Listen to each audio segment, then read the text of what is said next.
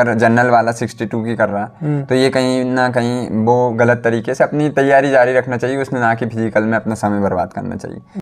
Hello दोस्तों, welcome back to our channel army वाले लड़के में। आज हम मिलवाएंगे आपको नवनियुक्त एमपी पुलिस कांस्टेबल जो 2020 में सिलेक्ट हुए हैं लबदांगी से। तो सर आप बताइए, आपका कैसा एक्सपीरियंस रहा है अभी तक, आपने जब से ज्वाइनिंग की है, और क्या जो अभी तैयारी कर रहे हैं बहुत से बच्चे, वो उन लोगों के लिए क्या मार्गदर्शन देना चाहेंगे आप?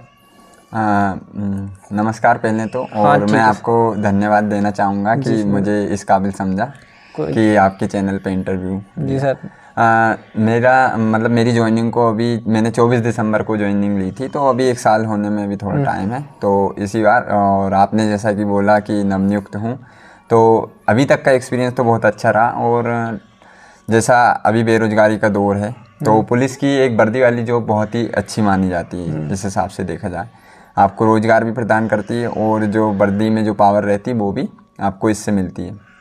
तो इस हिसाब से बहुत अच्छा एक्सपीरियंस रहा। बाकी जो अभी रिसेंटली अभी भर्ती हुई है, जिसकी प्रोसेसिंग चल रही है, जिसमें कि अभी पेपर हो चुका, तो काफ़ी बच्चे फिजिकल की तैयारी करने लगे। तो उनसे यही कहना चाहूँगा कि वो अपनी तैयारी को जारी रखें। जिसके भी 70 तक नंबर हैं वो रनिंग कर सकते हैं, 68-70, और कैटेगरी के हिसाब से भी डिपेंड करता है, जो भी कैटेगरी उनकी है तो वो अच्छे से रनिंग करें, क्योंकि इस बार 2, 4, 5 नंबर का मार्जिन अपने आप कवर हो जाएगा, क्योंकि फिजिकल के नंबर है। तो उस हिसाब से देखा जाए तो फिजिकल में इंसान आराम से अगर कोशिश करे तो कवर कर लेगा। तो एक सवाल मेरा ये और है, आपने बताया कि ये 70 नंबर वाले फिजिकल तैयारी करें, क्योंकि मेरा भी एक स्कोर रहा है, 78 स्कोर है। हाँ। तो मैं भी जब ग्राउंड जा रहा हूँ तो बहुत से बच्चे ऐसे 62 वाले हैं, कुछ 67 वाले हैं। तो वो इस कंफ्यूजन में हैं, हम रनिंग करें नहीं करें। अभी हुआ क्या है कि एमपी में इलेक्शन की डेट आई है, तो इससे पहले ग्राउंड में मैं जाता था तो इतने बच्चे आ रहे थे, लेकिन अभी ये कंडीशन है कि वो जो ग्रुप थे उनमें बहुत बच्चे कम हो गए। तो आप उन बच्चों को क्या कहना चाहेंगे जिसका 62, 65 के समथिंग है, वो रनिंग करना चाहिए उन्हें या नहीं करना चाहिए? देखो, अगर पुरानी कट ऑफ देखी जाए और अगर 62 की बात की जाए, तो वो मैंने अभी बोला जैसे कि कैटेगरी पे डिपेंड करता है। भाई अगर जनरल वाला 62 की कर रहा है तो ये कहीं ना कहीं वो गलत तरीके से अपनी तैयारी जारी रखना चाहिए, उसने ना कि फिजिकल में अपना समय बर्बाद करना चाहिए, क्योंकि 62 बहुत कम नंबर है। और इस बार पिछली बार क्या था कि लोगों के नंबर तो कम थे, लेकिन उसका कारण दूसरा था कि नंबर ऑफ क्वेश्चन ज़्यादा गलत थे। इस बार ऐसा देखा है, बच्चे बोल रहे हैं ज़्यादा से ज़्यादा 1 या 2 क्वेश्चन से ज़्यादा गलत नहीं है। तो इस हिसाब से देखें तो ज़्यादा से ज़्यादा आपका स्कोर अगर बढ़ेगा, प्रोरेटेड मार्क्स से फाइनल मार्क्स होगा तो वो 65 होगा। अगर 62 किसी के हैं तो 65 तक जाएगा, और अगर नॉर्मलाइजेशन भी हुआ तो 68 होगा। तो इस हिसाब से देखा जाए तो 62 वाले बंदे को तैयारी नहीं करना चाहिए। उसको अभी या तो दिल्ली पुलिस की आ रही है या एसएससी जीडी की आ रही है, अगर उसकी हाइट है तो इस हिसाब से उसे अगली तैयारी में लगना चाहिए, डिफेंस की में, वहाँ पे अपना समय बर्बाद। और जिसके अगर 68 है तो वो चांस ले सकता है, क्योंकि फिजिकल करना कोई बुरी बात तो है नहीं, अपनी फिजिक्स के लिए भी अच्छा है, तो इसलिए वो तैयारी कर सकता है जिसके 67 तक है। क्योंकि एक किस्मत का भी खेल रहता है, हो सकता है उसके में 2 या 3 क्वेश्चन ज़्यादा गलत हों और नॉर्मलाइजेशन अच्छा हो जाए, तो उसकी 72 एक बार वो उसमें आ जाए, फिजिकल के अंदर आ जाए, तो वो अपना बेस्ट देगा, तो हो सकता है उसका फाइनल भी हो जाए। एक क्वेश्चन और मेरा था कि अभी हो क्या रहा था कि अभी ये एक्सपेक्टेशन कर रहे थे कि दिसंबर में अभी फिजिकल हो जाएगा, लेकिन क्या हुआ है कि अभी नवंबर में इलेक्शन है मध्य प्रदेश में, और 3 दिसंबर को रिजल्ट आने वाला है जो चुनाव का। तो आप क्या एक्सपेक्टेशन है, कब तक हो सकता है ये फिजिकल, कब तक हो सकता है? और अभी अगर देखा जाए तो कोई भी सुगबुगाहट है नहीं, है ना, फिजिकल की इसके बारे में। तो लग रहा है कि सारी चीज़ें इलेक्शन के बाद, जो भी गवर्नमेंट आती है, जो भी सरकार बनती है, उसके बाद ही ये सारी प्रोसेस चालू होगी। अच्छा। तो अभी अगर किसी का दिल्ली पुलिस है तो मैं बोलना चाहूँगा फिजिकल भी जाए, पर नॉर्मल करे। जैसे बच्चा क्या करता है, फिजिकल जा रहा है, 2-3 घंटे फिजिकल को दे दिए, अब वो दिन भर में थक जाता है। इस बार फिजिकल को ज़्यादा टाइम बच्चे इसलिए भी दे रहे हैं क्योंकि फिजिकल का मार्क्स है। हाँ। तो अभी उसको कंटिन्यू रखना चाहिए अपनी, लेकिन उसको जैसे कि अभी दिल्ली पुलिस का फॉर्म डाला हो तो उसके पेपर की डेट आ गई है, एसएससी जीडी के पेपर की डेट आ गई है, तो उसे उस पर भी फोकस करना चाहिए। तो मैं यही बोलना चाहूँगा अभी तो देखिए दोस्तों, सर भी बता रहे हैं जैसे 62 वाला है या 60 से नीचे वाला है, वो तैयारी करे, लेकिन नॉर्मली करे, अपने आगे वाले एग्जाम पर ज़्यादा ध्यान दे तो ज़्यादा अच्छी बात है। सर मेरा एक सवाल हो रहा है, मैंने देखा है यूट्यूब पे, मैं भी देखता रहता हूँ, हो क्या रहा है कि जो बड़े बड़े यूट्यूबर हैं, मैंने बहुत बड़े बड़े यूट्यूबर देखे हैं, क्या करते हैं कि लड़कियों का कट ऑफ अलग बता रहे हैं, लड़कों का कट ऑफ अलग बता रहे हैं। लेकिन इस बार मैंने नोटिफिकेशन पढ़ा था, उसमें ऐसा दिया गया था कि लड़का और लड़कियों का जो फिजिकल के लिए कट ऑफ जाएगा वो इक्वल जाएगा। तो ऐसा कुछ क्या है उसका थोड़ा सा बताएंगे? नहीं, ऐसा नहीं, अलग अलग ही जाएगा हमेशा, क्योंकि आपको कोटा दिया गया है तो उसी कोटे से उठाएंगे। आप सपोज करो कि जैसे कि लड़कियों के मार्क्स कम रह जाते हैं थोड़े बहुत, या लड़कों के कम रह जाते हैं, तो और कट ऑफ में आपको पता है कि कितने गुना चुनेंगे बच्चे इस बार।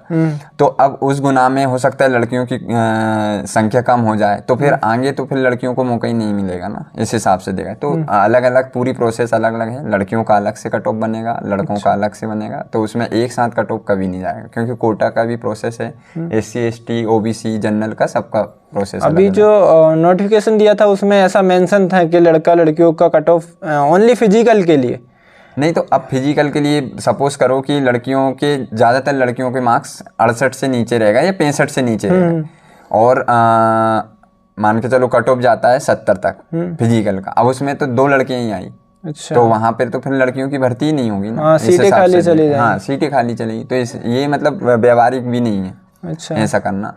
चलिए, ये तो हुई फिजिकल की बात। तो आपका जैसे होता है, बहुत से बच्चे होते हैं कि जो MP कांस्टेबल में जाते हैं, एक SF होती है, GD होती है, तो इसमें कैसा क्या रहता है? पोस्ट प्रेफरेंस में कौन सी अच्छी रहती है? अब बहुत से बच्चों ने अभी पोस्ट प्रेफरेंस के लिए आया था, तो ये अपन पहले फॉर्म भरते हैं, उसमें पोस्ट प्रेफरेंस देने से इफेक्ट पड़ता है, या फिर जो नंबर के हिसाब से अपने को पोस्ट प्रेफरेंस मिलती है?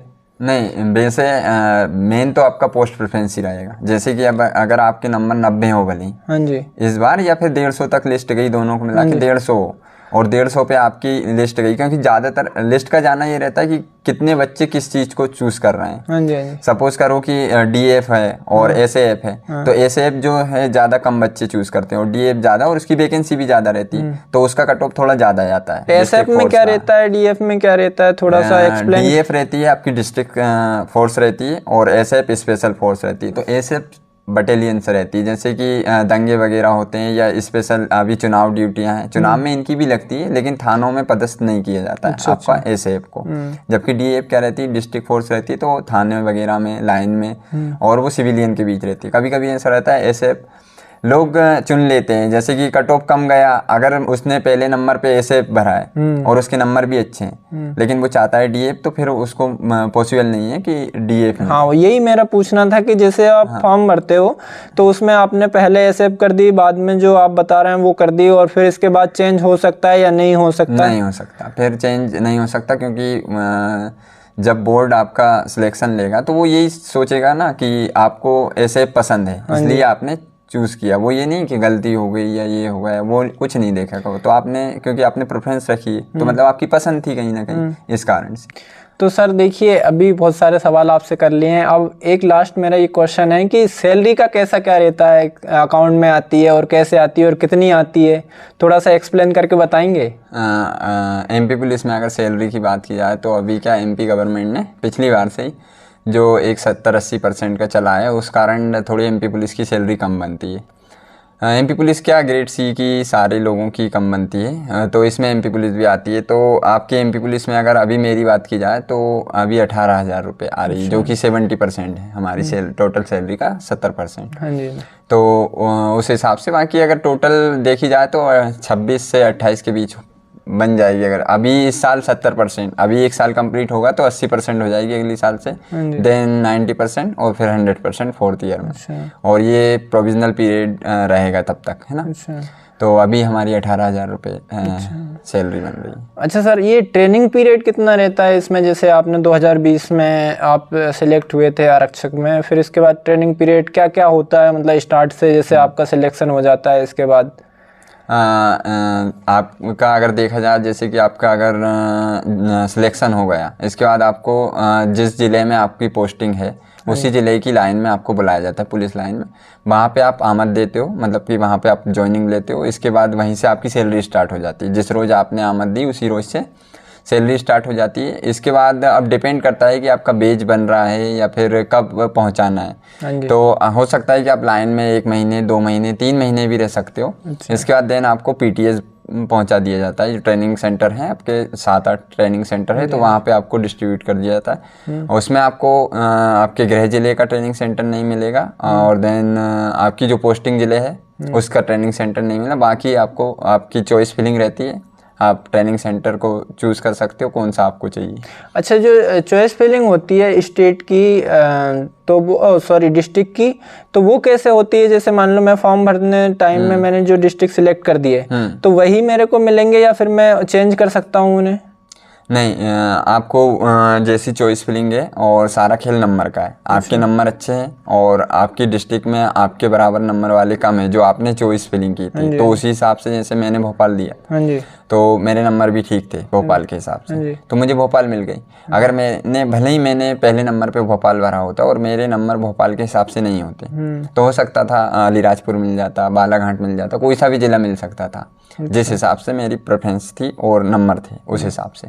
तो ये सारा खेल नंबर का रहता है। अच्छा, अगर आप एक क्वेश्चन और है सर, छुट्टी का कैसा क्या रहता है? छुट्टी मतलब इधर से मिलती है या फिर अपने को लेना पड़ता है? तो उसका अमाउंट ये लोग सैलरी काटते हैं, कैसा क्या रहता है? या फिर सैलरी काटने जैसा तो कुछ नहीं है, वो अलग बात है कि एब्सेंट हो गए या फिर आपकी 55 से 60 छुट्टियां रहती है, और ज़रूरत पड़ने पे आपको वो छुट्टियां मिल जाती है अगर ज़्यादा अर्जेंट है। बाकी पूरी छुट्टियां कोई भी पुलिस वाला नहीं काट सकता, तो इस कारण क्योंकि फोर्स की कमी रहती है तो उसमें आपकी छुट्टियां कम मिलती है। अगर आप 5 दिन की छुट्टी ले रहे हो तो आपको 2 दिन की छुट्टी मिलेगी। इस हिसाब से देखा जाए तो साल भर में आप 30-32 छुट्टियां काट पाओगे मुश्किल से। बाकी 13 महीने की सैलरी मिलती है, तो इस कारण वो छुट्टियां आपकी इतनी मायने नहीं रखती है कि कम काट रहे हो। और अगर आपको आपके जिस गृह जिले से आप हो उसके पास वाला जिला मिलता है तो हो सकता है आप अप डाउन कर लो। तो घर के पास ही रहोगे तो ज़्यादा छुट्टियों की ज़रूरत पड़ती भी नहीं है। एक क्वेश्चन मेरा ये था कि जो नवनियुक्त आरक्षक होता है उसे बहुत काम कराया जाता है, बहुत वर्कलोड दिया जाता है, जल्दी बुला लिया जाता है, जो टाइमिंग होता है, ऐसा मैंने सुना है, तो ऐसा भी कुछ होता है क्या? नहीं, ऐसा कुछ भी नहीं है। मतलब देखा जाए जैसे आप ट्रेनिंग पीरियड पे होते हो तब पुलिस की बात नहीं है, कोई सी भी फोर्स हो, हाँ जी, आपको जो फटीक रहती है वो करना ही पड़ती है। आप कहीं भी चले जाओ उसको क्या उससे आपको यूनिटी आती है और बहुत सी चीज़ें सीखने को मिलती है। बाकी जब आप आरक्षक बन जाते हो तब ऐसा नहीं है जो ड्यूटी सबकी लगती है वो आपकी भी लगेगी, जो सब करते हैं वो आप भी करोगे। हो सकता है सीनियर थोड़ा कम करे लेकिन आपको भी उतना ही करना पड़ता है, क्योंकि ऐसा रहता है ना कि आप कोई काम पहले दिन करोगे तो उसमें मुश्किलें आएंगी, दूसरे दिन करोगे थोड़ी कम आएंगी, फिर तीसरे दिन ऐसे आदी होते जाता है। तो अब जो एक्सपीरियंस होगा है जैसे, तो वो उस हिसाब से ड्यूटी को मैनेज कर लेता है। अच्छा। तो और आपको शुरू में ड्यूटी करते हो तो अगर कभी 10 घंटे हो गए ड्यूटी करते तो आपको लगता है ऐसा कि अरे मुझे बहुत परेशानी हो रही है, तो इस कारण से। बाकी ऐसा कुछ भी नहीं है अच्छा कि ज़्यादा काम कराया जाता है। तो सर आपकी एक पर्सनल बात, जैसे कि आप लोग जैसे अपने गाँव से निकले होंगे तो बहुत से बच्चे होंगे आपसे पूछते होंगे कि कैसे क्या करना है, तो आप जैसे अभी यहाँ रहते हैं तो उन तक अपनी बात कैसे पहुँचाते हैं? या फिर जैसे बार बार आपको कॉल करते होंगे या फिर आप मतलब कैसे बताते हैं उन्हें? जैसे गांव की बताऊं तो हमारे गांव में तो ज़्यादा पढ़ाई का माहौल अभी भी नहीं है, और हो सकता है जैसे हम 2 भाई थे तो निकले और पहले भी नहीं था। बाकी दूसरे जगह से देखा जाए तो फ़ोन करते हैं, बाकी उन्हें फ़ोन पे अगर अपनी तरफ से अपन कोई मदद कर पाए, चाहे पैसे से लेके या फिर और भी कोई चीज़ बताना हो, बुक वगैरह कुछ देना हो, तो उस हिसाब से कर देते हैं। बाकी गाँव से तो ऐसा कुछ भी नहीं है, गाँव वगैरह से। अच्छा, मैंने आपका एक यूट्यूब चैनल भी देखा है, उसी के थ्रू मैं आपके यहाँ आया हूँ। तो आपका YouTube चैनल भी है? हाँ, एक YouTube चैनल है। पहले उसका नाम आर्मी वॉरियर्स ऑफिशियल था, लेकिन नाम चेंज कर दिया क्योंकि हम 2 भाई हैं, हमने बताया था, तो वो ट्यून्स ब्रदर लव कुछ दांगी करके उसको बना दिया। वो मतलब पहले पढ़ाई से रिलेटेड ही बनाते थे, लेकिन उतना टाइम नहीं पड़ पाता था और कंटेंट भी वो उस हिसाब का नहीं पहुंचा पाते थे, तो हमने फिर ब्लॉगिंग टाइप में उसको बना दिया। अच्छा, बस ताकि लोग मोटिवेट रहे बस। ओके, थैंक यू सर, धन्यवाद आपका। वीडियो अच्छी लगी हो तो वीडियो को लाइक एंड चैनल को सब्सक्राइब करें। धन्यवाद।